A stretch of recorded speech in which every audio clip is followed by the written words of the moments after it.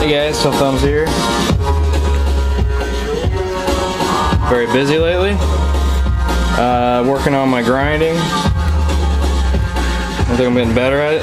This is something I practiced on the other day. It's the first time I've done like a swedge.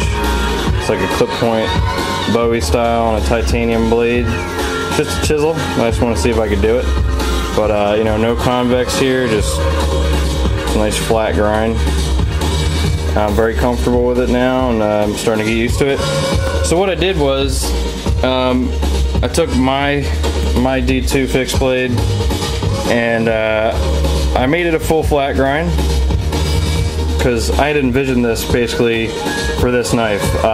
It's not fully flat, it's like a full high convex. It's like full flat, and then right at the end I made it just the slightest convex, so you still get that good cutting ability for outdoors type of shit. So this is the result. This is my full-on just grind. It's just flawless. And I always forget this dude's name. Something Shanghai, something, I don't know. He does a lot of unboxings. I'll put a link to his videos down below. But he's a good guy, even though I keep forgetting his name. So I figured, you know, I'd hold on to his D2 blade and do something special with it, just because he's a cool dude. And this is basically what the second run of these is going to be like a full flat, like almost full flat, just high convex. I mean, it's almost completely full flat, but you just have that little bit of curve just for you know, certain tasks. But this one's got a nice rounded spine on it. You still got area here for, like, you know, you're using your fire start and shit. Nice and sharp around the edges, not too sharp, but you know, I like it rounded up here, just on mine. This one, you know, took the logo off. So this is the other one. This one's even better. The grind is just perfect on it. It's got the logo just etched into it, not colored, just nice and clean. You know, no color to it at all. Just imprinted into the blade, and it's just perfect. And I made this one extra special for you, dude. I know you wait a little bit longer than everyone else, but I wanted to make this one like different. So it's got the basically you got the first of the new kind. Basically, this is what I envisioned in my head. You know, I pulled a George Lucas on this shit, so went back and edited it. Only nerds will get that one. So that's coming back to you, man, on Monday or Tuesday. Sorry about the wait, but yeah, you should get two, everybody. Definitely buy two of them. They work better that way. I'm just joking. So, I got some really sick shit for you guys today. You guys saw this one yesterday, or the other day. This is one of the extra large SMFs. The other one's coming up at the end. That's just sick, so stick around for that one. First up, just an easy pimp job. I've never done one of these before. It's a CRKT M16. Always wanted to do one of these. Never got a chance to, so this is the first time. This one had basically a reprofile done. Took the Tonto off. Made it more of a drop point, requested by the owner. And I want a natural earth G10. Did a large Anzo pattern on it. It looks very nice on here. And he wanted an earth tone backspacer, but the backspacer that came with this thing is awesome, so kick that on there, and if you want it changed, dude, let me know. It is plastic, but I mean, backspacers don't really, you know, with the pressure going this way doesn't really bug it too much, but you know, if you want, I have no problem doing it.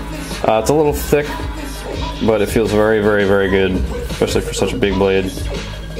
But take the lock out on these CRKTs whenever I do them, because it's just stupid. You don't need it at all. It's got a very strong knife as it is, so.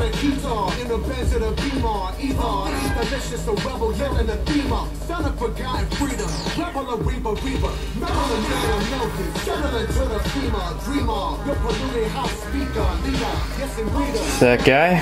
And next up is a knife for a dude who's going to Afghanistan, and he has a BRKT Bravo 1. And this knife came with, you know, like BRKT does. They're really smooth micarta or G10. It's just always smooth and contoured. They're beautiful handles. But if you're going to be using it, you know, hard use, I mean, it might slip out of your hand. So he wanted something a bit more utilitarian, a bit more tactical, and something to match his gear. So sent it to me. I told him to take care of him, and he also needed a sheath. So here's the sheath right here. It's a little dirty. I don't know what happened to it. I was trying to use this Duracoat stuff to make it tan. I took it off, so I gotta get a little bit of that off. See, the tack lock fits nicely on there in many positions, and the retention's awesome. Really good retention. Just pops out nicely.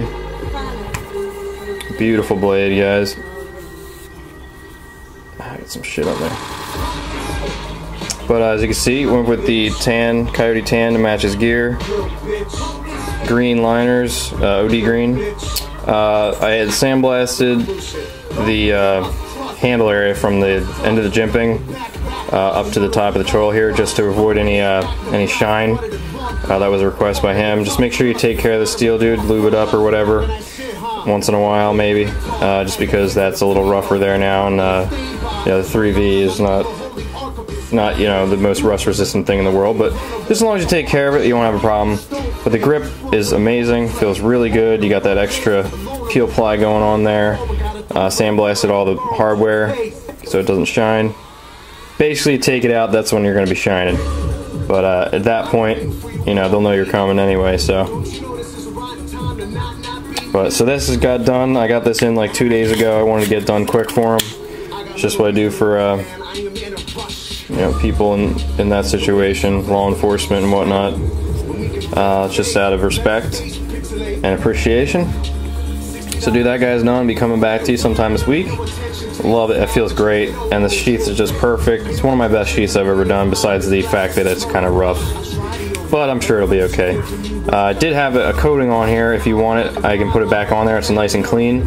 It's a tan coating, and the stuff is really durable. It's kind of like a coating you can put on a blade, but problem is the tan is just a very, very light tan, almost white. So it just looked a little odd, but you know, it works. So it looks cleaner than this. Alright, so, and finally, this one is the first time I've ever done this, ever. Vance had brought over some aluminum, and I got tons of aluminum here. I never touched it. It's a little thick, so, you know, I didn't really know what to do with it. But he brought over a nice little sheet that's actually like the perfect thickness for scales. So I figured with this guy, the bigger one, this was the original scale. It was going to go on the leopard, or not leopard, the jungle camo one I did, and I just didn't like it. It was too crazy, so I figured I'd try out some aluminum, because I heard it's like not as hard to do as most other steels, or not steels, but you know, metals.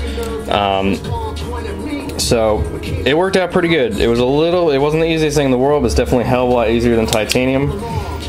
But I am very, very, very happy, and I'll explain the finish on the aluminum. So you got this gorgeous blade, which I've fallen in love with. I think it's just really cool looking.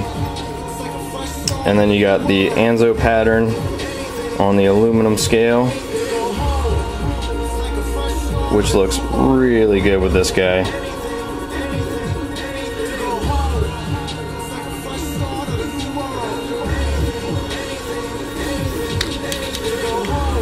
It just looks, you know, anything too much on the scales would have like ruined the whole look of this knife.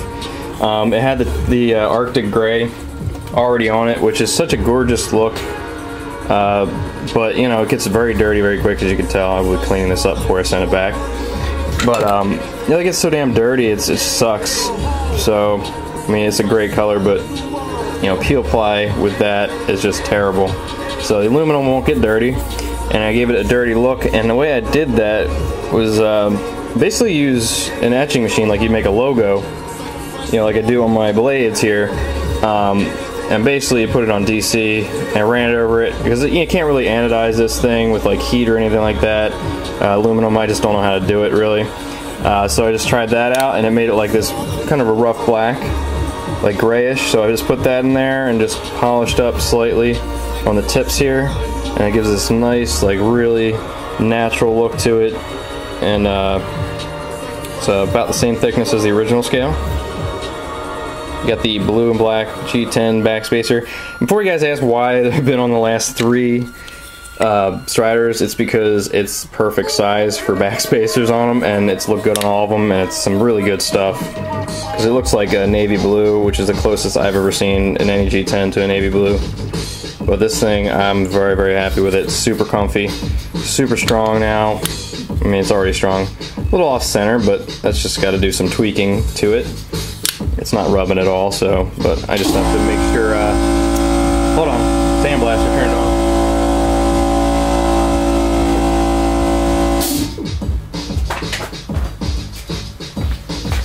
Yeah, I just have to take it out, make sure there's no burr crap in there, like some weird shit residue or whatever, just keeping the screw off center or something in there. But I haven't taken it apart since I put it together because it's just so sexy. But with that blade, dude, owner of this one did not ask for anything crazy. He just gave me free rein, and you guys know sometimes I like doing that. And this is not a knife I've done before, and I tend to get a little bit excited when I do knives that I have not touched or seen ever. I mean, I like this extra large Strider. I don't like the SMF at all, and I do like the SNG a lot. And I was just figuring, you know, SMF is just a weird size for me. I mean, it's just too big and too small. You know, it's too big for carry, it's too small for what I want to do with something that big. So this is just perfect. And now with that aluminum scale, guys, so sick.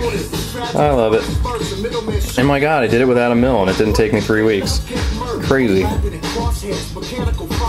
Yeah, that pattern took a fuckload of time to do, but you know, it's worth it. My first time working with it, but not too bad, guys.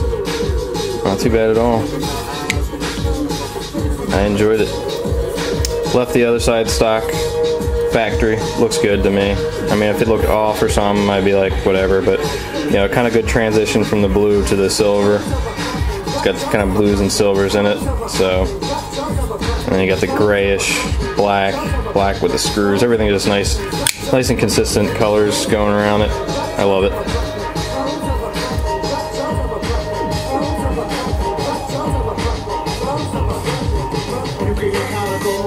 Guys, I'm getting Ghost Recon Future Warrior or whatever on Tuesday, and I'm going to be taking the day off on Tuesday to play it all damn day.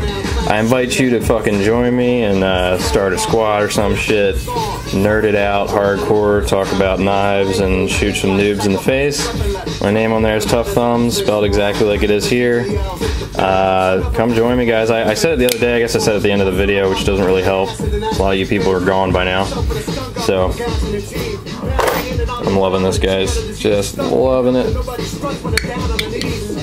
Awesome.